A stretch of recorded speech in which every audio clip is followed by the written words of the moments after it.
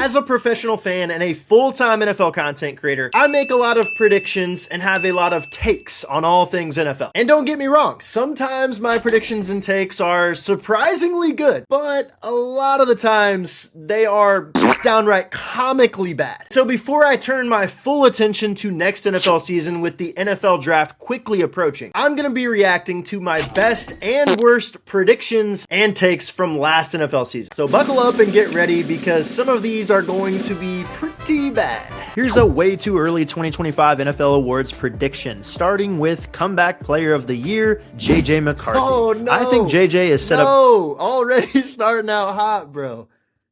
Oh my God. JJ McCarthy. JJ McCarthy is who I put.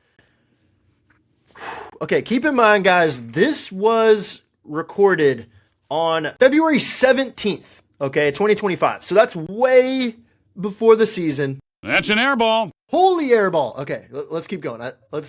For success in Minnesota, and my gut tells me the Vikings are going to move on from Sam Darnold. Don't be surprised if JJ McCarthy comes out slinging it right away in Kevin O'Connell's offense. The defensive player of the year will be Myles Garrett. Hey! I think him getting traded to a contender is going to help. Let him cook now. I've got a feeling Garrett is going to cement himself as one of the greatest defenders in NFL history next. Okay, hey. Myles Garrett was the bona fide defensive player of the year from basically week one. I mean, the dude literally broke the single season sack record. Good take. Okay, good take. I sometimes, like I said, sometimes I have good takes, okay? Next season. The offensive player of the year is going to be Puka Nacua. He's going to command the majority of the targets with Cooper Kupp not returning to LA next season. Okay. And Matthew Stafford has a tendency to force feed the ball to his alpha #1 receiver. Look for Puka to put up crazy numbers. Not a bad take there, not a bad prediction for Puka winning offensive player of the year last year, because if Puka was healthy for those 2 or 3 games that he didn't play, arguably he probably would have had better stats, put up better numbers than JSN. I mean, it was pretty much back and forth between JSN and Puka all year, so not a bad take, okay? Not a bad take. I'll give myself a pass on that one. The MVP will be Joe Burrow. Mr. Joe Cool himself is going to win his first MVP as he's going to be on a revenge tour after the Bengals narrowly missed the playoffs this past season. Okay, look, if Joe Burrow stays healthy for a full season, okay, I'm telling you. See, Colts Nation, I don't think it even matters if Anthony Richardson is healthy or not by the start of training camp. I feel it in my bones. I'm telling you, it's written in the stars. Daniel Jones is going to be the starting quarterback for the Indianapolis Colts. Bang! Bang! Let him. Let's go, baby. Put that one in the best category for sure for my takes. Look at that. June 16th. That was on June 16th. That was quite a bit before things were actually wrapped up in the training camp battle between Daniel Jones and Anthony Richardson. So hey, these are going to be hotter than a Miami summer day. Number 3, Tua Tagovailoa will play all 17 games. Last year, his NFL career was seriously at risk of being cut short, but this year, I think Tua is going to be smarter and get. There's a reason why this video was titled Hottest Takes, okay? 3 hottest takes for every NFL team. Why would I have ever thought that Tua was actually going to make it through the whole season? He technically was healthy for the whole season. He was just so bad that he got benched at the end of the year. So it's another story. Number 2, Jalen Waddle will lead the team in receiving yards. Last year, he posted a career. Hold on a minute. Did he technically lead the Dolphins in receiving yards? Oh yeah, he absolutely cleared Tyreek. And of course, obviously Tyreek Hill was battling injury, but hey, that's a dub right there. That's a dub. That is a dub of a take. And now Jalen Waddle is on the Broncos. So there you go. Maybe he'll be wide receiver 1 on the Broncos. Number 1, the Miami Dolphins will win the AFC East. Oh my God, bro. Oh, hell no, man. What the fuck, man? What you just said is one of the most insanely idiotic things I have ever heard. Okay, guys, in the comments real quick, just please roast me. Just absolutely roast my ass. I deserve it after that take. That's gotta be my worst take of the 2025-2026 NFL season by far. It's not even close. I think that is my worst take. The fact that I thought the Dolphins could win the AFC East. I mean, like, granted, this was posted July 24th, right? 2025. But, that was before a lot of the Dolphins players started dropping like flies and injuries started adding up. One of the worst takes you will see on the internet. I'll be honest. That was, I will take that one on the chin. Jameson Williams will lead the team in receiving yards this season. JMO showed major flashes last year. Not a great take with Amon-Ra St. Brown still around. Number 2, the Lions will not finish as a top 10 offense this season. The impact of losing offensive genius. That one was another L. I believe they finished as the 5th best offense in total offense overall. Yeah, not a great take there. Not a great take there from me. The Lions will not make the playoffs in 2025. Hey. This motherfucker don't miss. No, he's fucking good. I was getting cooked relentlessly for this take all offseason. I just felt as if the Bears would take a step forward. They were in a really tough division, and I saw the potential writing on the wall for them to take a step back. So I will toot my own horn on that one and say that was probably my best take of the 2025 offseason. I said the Lions will not make the playoffs, and I was very firm on that. I didn't change my stance on that. Bears are going to take a major step forward, and the Lions play in the toughest division in the NFL. Not to mention they have one of the toughest schedules in the league. Told you, like I said, I said the Bears would take a major step forward, which they did. And again, this was posted on July 22nd of 2025. Eagles fans wanted my freaking neck for these takes, okay? But I did pretty well on this one. I remember this one. Saquon Barkley will not finish as a top 5 running back. If you take a look back at the other 8 running backs in NFL history that rushed for 2,000 yards, they all had a pretty major regression the following year. In fact, none of them even cracked 1,500 yards. Yeah, for this one, I knew that was going to happen. You look back at the statistics, like I said, I pulled them up. Any running back in NFL history who has that high of usage the next season, they're going to have a regression year. I knew he was not going to be a top 5 running back. I told everybody to stay away from him, drafting him in the first round, second round of their fantasy draft, right? I told everyone, I was like, stay away from him. Not a lot of people listen, but hey, another good take. The Eagles are going to start their season 1-3. They've got a gauntlet of an opening schedule, including going to Arrowhead to take on the Chiefs. They'll beat the Cowboys in the home opener. That was not a good take. For the Philadelphia Eagles in 2025, they will lose in the first round of the playoffs. Ooh, spicy, right? Sensational. I got cooked for this take. I said on July 29th that the Eagles were going to be a first-round playoff exit, and that's exactly what happened. I was not surprised when the Eagles lost in the first round of the playoffs to the San Francisco 49ers. I'm not doing too bad on these, okay? I haven't had a really bad take since the Miami Dolphins take, all right? That one was pretty god-awful. Then molten steel. DK Metcalf will be a top 5 wide receiver this season. Rodgers has a tendency to force-feed his number 1 wide receiver. That was an awful take. Just absolutely awful. Comically bad. I was doing well, too. Caleb Johnson will be RB1 by week 4, and he will have over 1,000 rushing yards this season. You stupid. They're not. What's 9 plus 10? 21. Holy freaking airball. I was so high on Caleb Johnson. I don't even know if he registered 200 yards last year. Let's see. This man had 69 rushing yards. Oh my God. All right. We can officially put this take up there with the Miami Dolphins take. I said this man is going to be running back 1 by week 4 and have 1,000 rushing yards. That's an airball. Steelers in 2025 is that they will miss the playoffs. This take wasn't that bad because if it wasn't for that Tyler Loop missed field goal, we're having a different story, okay? And the Steelers missed the playoffs. Jalapeno in a sauna. Baker Mayfield will be a legitimate MVP candidate. Coming off the best season of his career.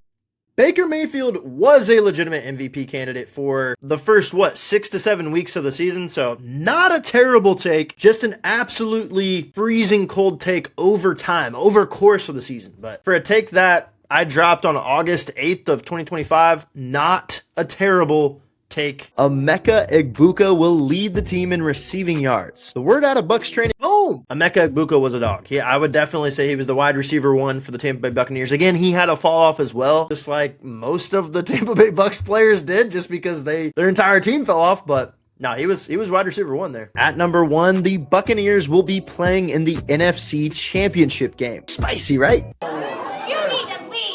Ooh, spicy indeed. Yeah, like I said, the Tampa Bay Buccaneers, along with my Indianapolis Colts, had arguably the worst collapse, one of the worst collapses in NFL history. I can guarantee that I'm going 3 for 3 on these ones. At number 3, Jamar Chase will be the first player since Calvin Johnson to lead the NFL in receiving yards in back-to-back seasons. Look, I don't think... Yeah, there was no way that was happening with Joe Burrow going down with injury, so there you go. Number 2, Chase Brown will finish as a top 10 running back. Yes, I know, before you go into... What did Chase Brown finish with rushing yards wise? Chase Brown was slightly off, yeah. Chase Brown was 17. He was 17th with 1,019 yards, so that one was off. A little bit of an air ball. That's an air ball. And finally, at number 1, the Cincinnati Bengals will win the AFC North. Congratulations, you're stupid in 3 languages. I've been so high on the Bengals the last few years, man, and injuries and lack of offensive line depth and terrible defensive play has just destroyed me every single year on my predictions on them. The entire world is on the Baltimore Ravens to beat the brakes. I'm just going to tell you right now in advance, this one's bad, guys. This one's real bad. Of the Miami Dolphins tonight. But Thursday Night Football has been a place of miracles so far this season. So I'm putting my primetime picks record on the line tonight. The Miami Dolphins will somehow, some way win this game tonight, and Tua will pass for 200 or more yards. Why did I believe in the Miami Dolphins so much last year? I don't understand. Number 2, the Steelers' mid-season collapse was so predictable. This team was always a pretender, and tonight exposed them for what they really are. I'll be honest, I don't think this take was that bad. They still were a pretender. They still are a pretender. They still had a little bit of a midseason collapse, and I think the only reason that they made the playoffs was because the Baltimore Ravens were struggling so much and Joe Burrow was injured for the Bengals. So I still think that take's kind of valid. Hang on a minute. Underdogs? The public has the 5-1 Colts as underdogs. Come here and let me show you exactly how it's going to go down on Sunday at SoFi Stadium. Wake up in the morning, then I had to pull up on the block. Down. The Colts absolutely spanked the Chargers. Beat their little asses. Let's go. Fell week 6. Number 1, Drake May might just end up being the best quarterback from his stacked draft class. He's been sensational so far this season. To say that he's made a second-year leap would be an great understatement. take. I think he is going to, obviously, all signs point to, I posted this on week 6, October 14th. Still pretty early on in the season. Drake May is going to be the best quarterback from his draft class. I mean, he's been sensational. Number 2, the Indianapolis Colts are the best team in the AFC, and Shane Steichen appears to be a lock for head coach of the year at this point. Oh, man, what a fall from grace, man. Again, this was posted in week 6 when the Colts really did look like one of the best teams in the NFL. Obviously, we know now, holy airball. What a shame. What an absolute shame. Number 4, the Colts are Super Bowl contenders. They aren't just beating teams, guys.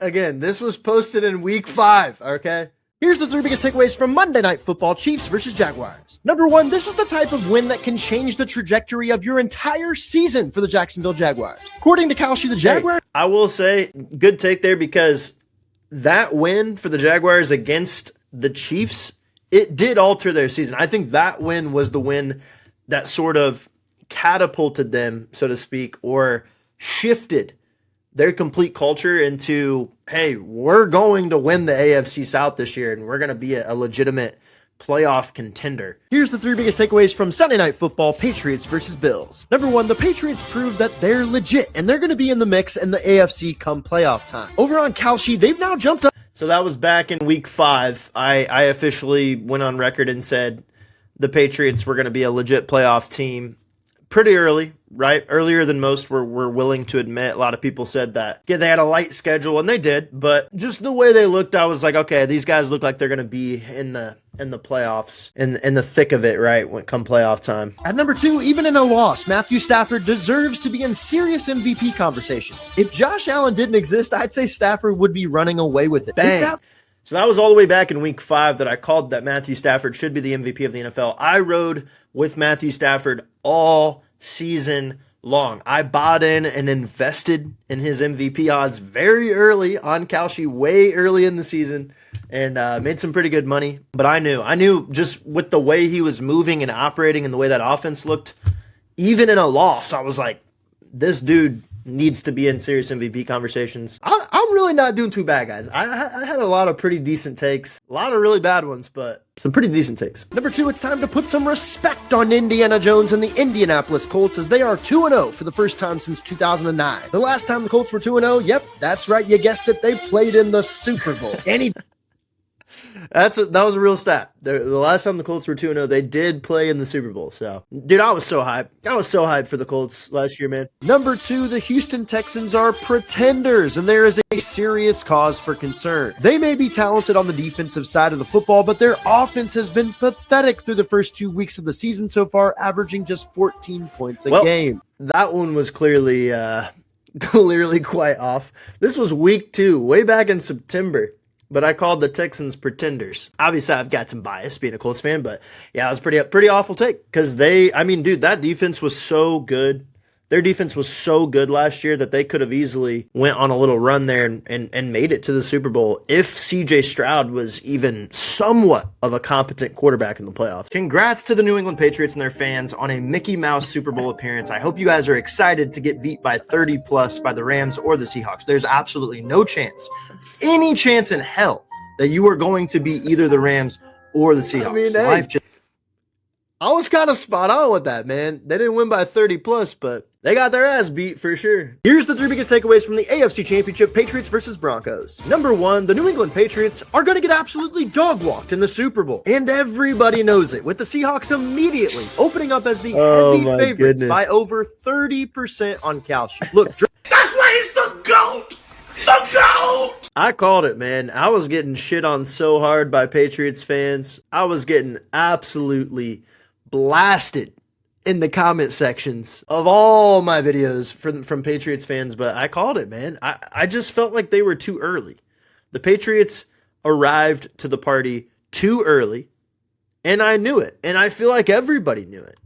And Patriots fans refused to acknowledge that, but I knew they arrived to the party just a hair too early. Gut is leaning Jacksonville. Look, I'm a Colts fan, so it pains me beyond belief to say this, guys. But I think the AFC Championship game is going to be the Houston Texans traveling to Jacksonville to take on the Jaguars. I am so incredibly overjoyed that it was not the Texans versus the Jaguars in the AFC Championship, bro. I would have not known what to do with myself. I'll be honest, that was a really bad take, but a really bad prediction. Thank God it didn't happen, though. The New England Patriots are about to shock the world and upset the Seahawks in Super Bowl 60, is what I would say if I wasn't a professional fan. I'm seeing way too many people just completely overcomplicate this game. When you look at the public money, it's just been pouring in heavy for the Seahawks over on Kalshi for almost 2 weeks now. Normally, I don't just blindly back the public, but this time it's for good reason because the Seahawks are going to win this game by at least 2 touchdowns. But Logan, the Patriots... I called it. I'm the best ever. I'm the most brutal and vicious and most ruthless champion there's ever been. I'll be honest, I've done pretty good. I had some really, really bad takes last year, like the Dolphins winning the AFC East. Again, please absolutely clown on me in the comments if you haven't yet. But make sure you also click that subscribe button so you don't miss any of the amazing NFL takes I've got coming your way this season. Thank you guys so much for all the support last year, watching all of my short form content, and I will catch you guys in the next one. Peace.